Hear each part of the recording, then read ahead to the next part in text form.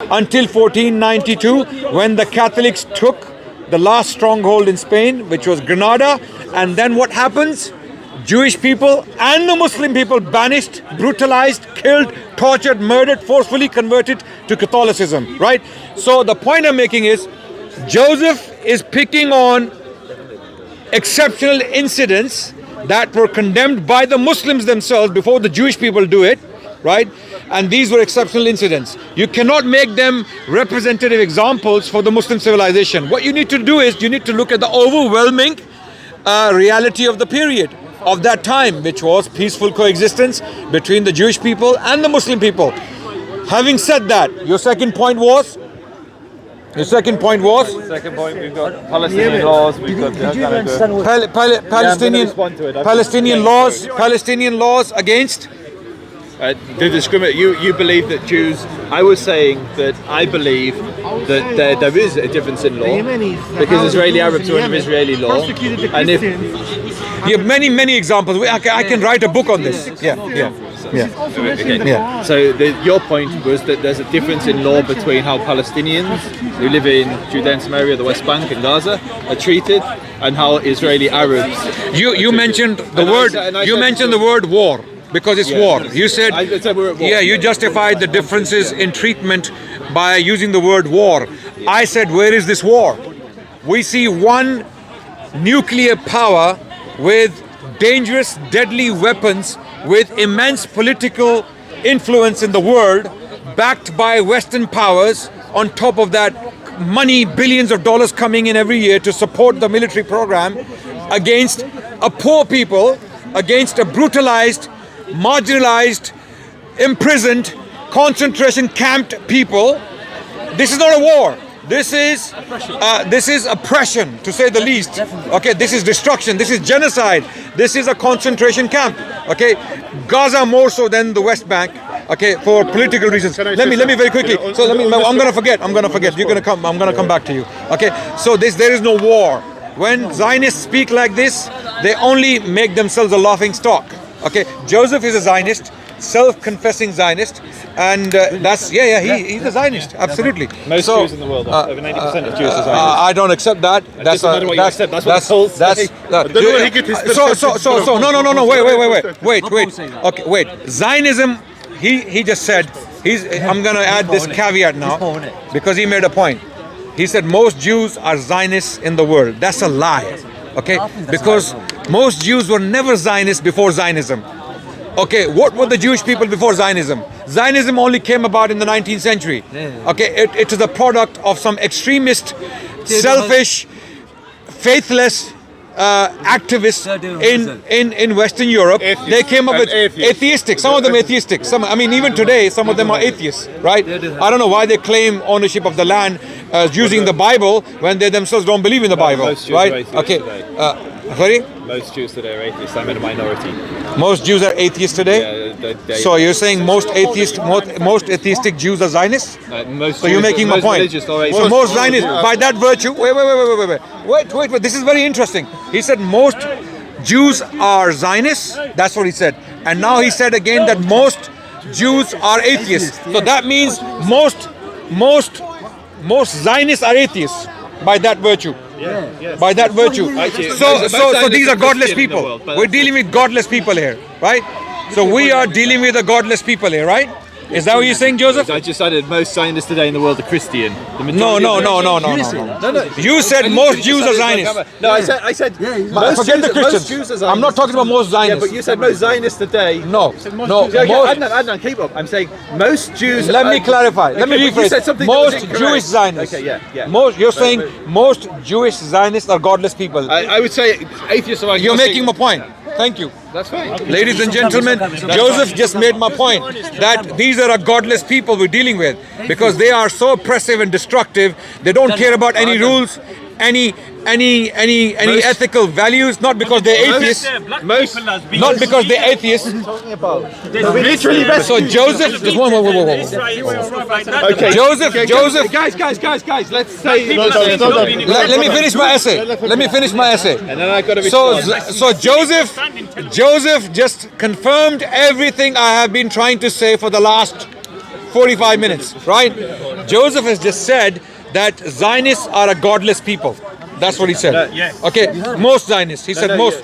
Sorry, not most Zionists. Most Jewish Zionists. He's Jewish saying that. I'm not saying that, by the way. Zionists. I'm not saying And also- that. That's an anti-Semitic statement, by the way. No, well, that's what- Ladies and anyone gentlemen, who- Joseph is anti. He's an anti-Semite. Okay. Shame on you! Okay. Shame on you! We don't like anti-Semites. You're not going to intimidate me. No, he's not trying to intimidate you. Listen, Okay. listen. Let me check. I'm gonna. Please let me continue. So let me finish my essay. To be fair, so that's your point gone. Okay, war. This is not a war. This is brutality on steroids. Okay. What we see in Palestine is brutality on steroids. Next point. can't treat the black Next point people was within what? their own state, You right? made. Adnan, can I come to the No. You can. Let me finish. You can come. Why are you talking about that? Yeah. The cause of the 1948 war. and the Oh invasion. yes. Before we go Let to me. this, listen, Adnan. There is one thing here. I just wanted to add that you continue. Yeah? He said something interesting. Yeah, he said it's a war. So these things are kind of justified in war. That's what he said. Yeah. No, that's not Well, what I said. I said it's a war. I never It's a said war. anything So it about happens. These justifying. things happen in war. Yeah. These things happen in war. No, I said that it's a war, and that's. I what was going to happened. make that very so point. this thing- I was listen, I will tell you something. Yeah. Did some militias, Jewish militias, Zionist militias, No, not no, Jewish. no, no, no. We don't give them the title Jewish. One second. No, I'm talking Jewish. Yeah. In Germany, during the Second World War, didn't the Jews, they have established certain militias to attack the Nazis. They have done. Yeah. So that means the Nazis. a very good point. The Nazis. That's a very is good point. justified. They could say it's a war. Those people are fighting. No, us. So we can't do these things. poor Jewish Yeah. people in Germany This are is the defending point. themselves Yeah. because their children, their women, their men, their elderly are being sent to gas chambers Yeah. by a destructive, So they racist, fight. terrorist force. And, right? and the Nazis' justification for this to say it's a war. They are fighting us, so we fight back. So it doesn't matter about the power. That's ones, an excellent point. Yeah. That's an It excellent doesn't point. matter. Thank you for that. Yeah. And also you get the examples you gave, 1948 and what happened afterwards, all the fights. 47, My 20s, again, all the violence again, initiated I am going to ask you why then? Why then? Same reason Why not? 15, 17. Why were the Muslims, despite the fact that they were a supreme military power for over 1,000 years, from Spain to China, Muslims are ruling from Spain to China with big dynasties, big sultans with big armies. Why did they wait for 1948? The Jewish people were a very small minority living within the Muslim lands. Why did the Muslims, if they wanted to destroy the Jewish people and kill them like the way you explained, right? Why did they wait for 1,000 years? Why were the Muslims appointing the Jewish people as prime ministers, as their private physicians, in some cases even advisors in war? You know, the Jewish people have been very intelligent. No doubt about that. Jewish people, you take your hats off them for them. Why? They have shown the world that a small group of people can be highly educated, highly influential, highly how can I put it? Highly powerful by that virtue. Intellectual. Very intelligent. For that reason, the Muslim sultans, Muslim kings kept them very close. These are able people. They can do certain. That's why, hence, the Prime Minister of Spain in the 10th century, who was the Prime Minister for the Caliph, the most powerful Caliph, the most powerful Umayyad Caliph in the history of Muslim Spain, Abdurrahman III. Who was his Prime Minister? Hazda ibn Shaprut, a Jewish intellectual, a Jewish physician. Who was the Prime Minister in Granada in the 11th century, right? Samuel Hanagid, another Jewish intellectual, another Jewish statesman. He's also a general of the military as well. Yes, And there's a absolutely. medieval time. So why were the Muslims waiting for 1948 to commit atrocities against the Jewish people? Surely something went wrong. And what was that? That was the occupation of a land given by the British colonial establishment to a people who did not own the land. The land was systematically taken by force from the poor people living in the land of Palestine and given to a people who did not own the land. This is where things went wrong. Okay, we have to do justice. We have to speak the truth. Okay, Can I respond? now, of course. No, come on, Aki, you spoke a long time. No, you said he's just saying. Let I have a no, no, let the Sheikh, sheikh and then you come. you did your essay. He did his essay. My thesis now. Yeah, it's my. went viral, a rabbi spat on his head. I don't. I hope Rabbi apologizes to him. Why do you need to spit at him? Just talk to him. Derek Carter. He's a Zionist. Does that mean we start to hate on him? I know Rabbi. I know he's talking about a rabbi. But Actually, spit on me. I've been talking to him Listen. for ages and he didn't have an answer. so let's continue, Sheikh. Yeah. Yeah. Hold it. No one's about me. It's a basic. Okay. Listen, brother. We need to finish this. Yeah. Yeah. Okay. Now listen. We need to understand few points. Yeah, which he mentioned. Now we need to understand the mistakes could happen, but we don't. For example, we don't judge the things through, for example, some minor mistakes, but we judge the things from the principles itself. So we say, going back to the principles of Islam, what's the principles of Islam is telling us as Muslims what we should do.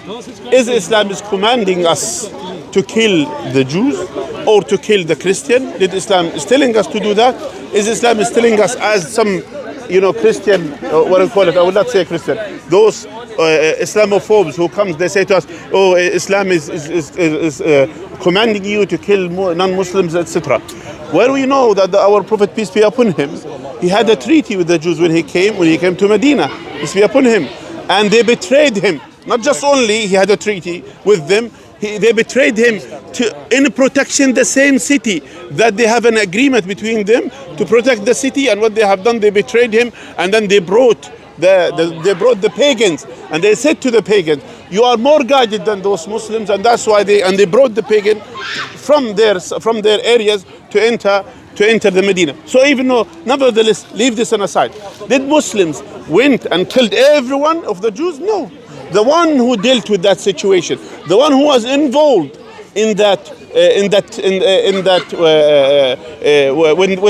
when they betray, the one who dealt with the betrayal, those are the one who's been judged.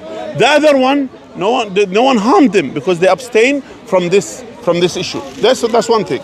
So that's why when we see the Quran, what Quran is commanding us, that because of the Quran, the Jews flourished, as you mentioned. Because of the Quran and the Sunnah of the Prophet, peace be upon him, that's why the Jews, they flourished and they settled amongst the Muslims, and they found themselves preferring to stay amongst the Muslims. And you said the same rabbi that you said that he ran away from Andalusia. Where did he go? As you said, why he went to Muslim land where he knew they might accuse him with apostasy, and he might be executed for this. But yet he went and he did this. He took a risk and went there because he knew he will be judged with justice, not with injustice. Go to Europe. Yeah, he didn't go to Europe. So that's one thing. The Middle East. The other thing about what he mentioned, and I will repeat this point. Yeah, when you say it's a conflict, it's war, is a conflict. So that's what the Israel is saying. This is a war, and this war between Israel and between those people who doesn't have even enough weapons. So it happens in Germany, the same people who were, by the way, and we condemn for all the things that happens to any innocent person who killed unlawfully. We condemn this, we're against that. And even what happened by the Nazis against the Jews, we don't accept this. We don't accept this. I don't accept it. I don't believe as any Muslim who deal with a decent Islam will accept. In fact, one of the historians said that if the Muslims are not stopped by Charles Martel in the 8th century in advancing, when they were advancing into Europe, there would be 6 million more Jews alive today. Take notes. Yeah, definitely. That's what he said. One of the historians, I don't know who said this, I don't remember, he said if Muslims are ruling Europe, the Holocaust would never take place. And by the way, the Holocaust and all what happened, do you think the Nazis, they didn't justify it? They said it's a war. And then they said those Jews, they are fighting us. They are militias. They come and they are supported by Western countries. By the way, even British and France and all of these countries, they used to send them weapons to defend themselves, which is true. We agree with this. To defend yourself, you have the right to defend yourself against an oppressor, and that's what they have done. What the Nazis have said, they said it's justified. They are fighting us. That's why we cleanse them. And this is exactly the same methodology that happens by the state of Israel against Arabs and Palestinians. What they have done, they said it's justified. It's war. They are hitting us with these small rockets there. So we wipe all Gaza because that's what they have done. So that's why we need to understand. I will advise you, yeah, and I advise you, just what happened to your people, you shouldn't repeat it on others. And that is exactly what you are doing. When you are supporting a state like this, you are exactly failing into the same thing that you are condemning, which we all condemning what happened to that. Your loyalty to your cause and your people shouldn't overrule or override your loyalty with humanity and justice. Okay. Perfect. Okay. And this is your Been last, a long time this is your coming. last turn, and we won't Okay. respond. We will Yeah, respond. I very was short. gonna say, very we short, do- we very do- short. okay. So let's finish it. So- we have to pray. Thank you. Okay, so before we all break for Salah, because I have to pray as well. Inshallah, our prayers will be answered, and we'll bring peace. Inshallah, Wait. our guide Joseph. To the right Joseph path? will take a shahada, inshallah. Inshallah, the brothers will take the Jewish Shahada, and they'll join me in the You Jewish won't prayer for accept us. peace. 100. Adnan, we'd accept you tomorrow. Shema Israel, we'd accept you tomorrow. Jewish. I will never become Jewish. Okay. Anyway. So they've been bringing a rabbi. They've been bringing a rabbi called. They've been bringing a rabbi called Moses Maimonides, the Rambam, and they've been using him as an example of how good it was to live under Islam. So I'm going to bring you how he described living under You're Islam. going to read the letter again. So God has entangled us with this people, the nation of Ishmael, who treat us prejudicially and who legislate our harm and hatred. I'm gonna respond to it. No nation has ever arisen more harmful than they, nor has anyone done more to humiliate us, degrade us, and consolidate hatred against us. So this was Rambam in his own words. When he signed every letter, you said he lived in Egypt, yeah, which are right, he lived in Fustat. He signed every letter saying he wished he didn't live there. So it's all good and well to paint a revisionist history where you say Maimonides, who was forcefully converted, at least that's what many believe, he was forcefully converted to Islam, where everybody agrees he fled the Almohads and fled to Fustat, to another caliphate. And so everyone is in agreement with that. But when he comes to describing what it's like to live under Islam, he doesn't paint the same heavenly picture. He's not painting Jannah. He's painting something far... No, because I listened for a long time to you guys. Okay. So now you have to listen to me. No, but And so I'm going to speak really quickly. Yeah, good. The next point you said, why now? Why in 1948 did violence suddenly, and it was pre-1948, it was the 20s, 30s and 40s, but why were the Jews in Israel suddenly subject to violence? And it's one simple explanation. It was one simple explanation. Yeah. This was the first time. This is the first time that the Jews shook off the status of dhimmi. They were one of the dhimma. They were one of the people of the book. Yeah. They lived under Islam. And by Islamic standards, that meant they were protected, they were afforded certain equalities. And we started this conversation by saying the reason this conflict is in the news, the reason the whole world looks at this is because of religion. And I agree with you, Adnan. The reason why the Ummah is focused on this conflict over all the other ones with much greater death tolls is because of Haram al-Sharif, Masjid al-Aqsa, as we would call it, the Beit HaMikdash, Ha-Bayit. And so the difference between this conflict and the other conflicts is the Jews are no longer under the Muslim, but equal to the Muslim. Okay. And I believe, rightfully so, I believe we should be side by side. I shouldn't be under any caliph. Okay. I should be equal, or not me personally, but the Jews should be equal to the Jews should be equal. Okay. The final thing, and it looks like we haven't got time to do that, which is a real shame because you guys spoke for an awful long time, we're trying to finish is the it, equivalency between Nazism and Zionism. Yeah. And so I decided this... You made 2 points. Maimonides and equality and Jews liberated themselves from dhimma. The Jews liberated themselves. almost all of the violence, whether it was the Nabi Musa riots, whether it was all instigated, whether it was the war, by the Arabs, by Jordanians, by Syrians, by Palestinians. And now my final point, the revision of Nazism is grotesque because Arab states and Arab leaders, be it the Iraqis, be it Haj Amin al-Husseini, literally collaborated with the Nazis. Broadcast on radios to try and encourage the slaughter of Jews, encourage the fight. Not we're responsible, but encourage the genocide of Jews in Europe. So when we look at what's happened around the world, there was an ethnic cleansing of Jews from the Muslim world. Over 1 million Jews used to live in the Muslim world. Over 850,000 Jews used to live in the Arab world. Today, more Jews live in Boreham Wood than the entire Arab world. Because time has moved on, people have children. But what? Demographics change. There's 3,000 Jews in the entire Arab world. That's not demographic. That's ethnic cleansing. When? Today. When? Today. There used to be over 850,000. There used to be. Remind me you said there used to be 800. So for the camera, so it's very clear. Very interesting. There used to be 850,000. There used to be 850,000 Jews in the Arab world. Today, there's less than 3,000. Most of them are in Morocco. Okay. The Jews. You need to finish now. Okay, I'll wrap up my point. When it comes to ethnic cleansing, when it comes to genocide, the Palestinian population has grown year on year. There are more Palestinians alive today than ever before in history. Yeah. In contrast, there are no Jews left in the Arab world, bar 3,000, basically all in Morocco. They've been ethnically cleansed and driven from their lands, which we lived in before the Islamic conquest. Thank you. This is going to be my final point, and we're going to end after this. Very respond by the to the Don't worry about that. First point, Maimonides wrote what he read.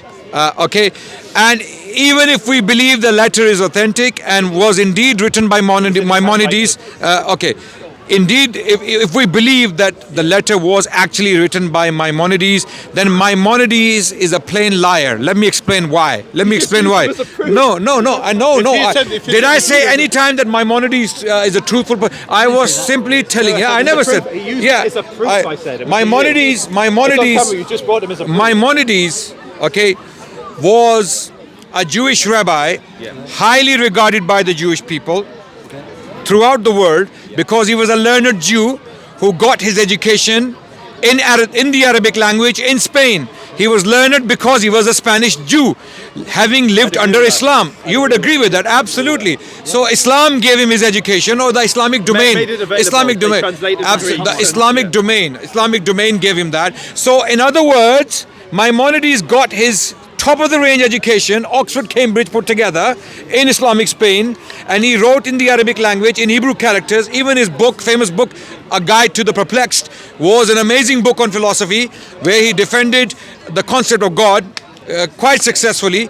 All of that given to Maimonides by the Muslims through a Muslim system in a Muslim domain. Okay, he agrees. But then he writes this letter that the worst time we have ever had is under these people. Hello? You just received top of the range. It's like me living in Britain. Please. Sheikh. Me living in Britain.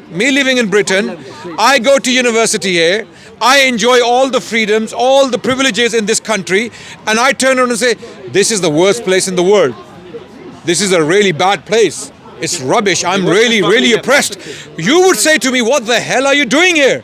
What the hell are you doing here? So I would be a liar. Britain has given us, we cannot thank Britain and the British people enough for all the